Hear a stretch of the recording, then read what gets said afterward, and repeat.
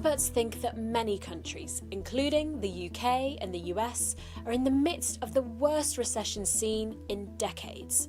But what exactly does that mean, and how could it affect you? When a country's economy is healthy, it grows over time. The value of the goods and services it produces, its gross domestic product, increases. And economic growth is good for most people. But an economy can also shrink.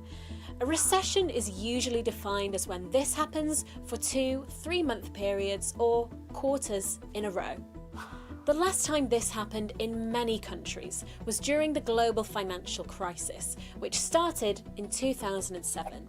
In the UK, that recession lasted longer than a year, and GDP fell by an estimated 6% over that time. So why do recessions happen? There are lots of reasons, and debt is one of them. It was the trigger for the global financial crisis when lots of people in the United States couldn't keep up with payments on their homes. It led to huge problems for banks, which effectively ran out of money to lend, crippling businesses and banking systems not just in America, but eventually around the world. A recession can also take place when an economy suffers a sharp shock, like the coronavirus pandemic. Because of lockdown measures and consumer confidence taking a hit, spending, travel and investment have ground to a halt in a number of countries, including Germany, Europe's biggest economy. And the impact of a recession in one country can quickly spread. Let's take a look at the 1997 crisis in East and Southeast Asia. It started out in Thailand, when the value of their currency, the baht, collapsed. Investors and businesses lost confidence in the country, and that spread to the rest of the region. So what could a recession mean to you?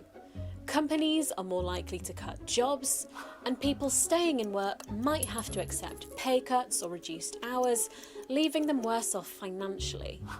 The negative impact on job prospects and pay can last for years, and governments themselves can get into a debt crisis in a recession.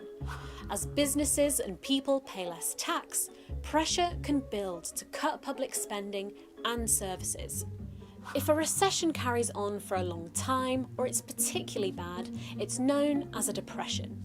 It's a bit harder to define, and it's often associated with what's known as the Great Depression in the 1930s. It started with a stock market crash in the United States and spread. It lasted for about 10 years, and its impact was felt globally. Now, as economies suffer in countries around the world, governments are preparing for what some have called the crisis like no other. But we're in unknown territory, and nobody knows how strong or how quick a bounce back could be.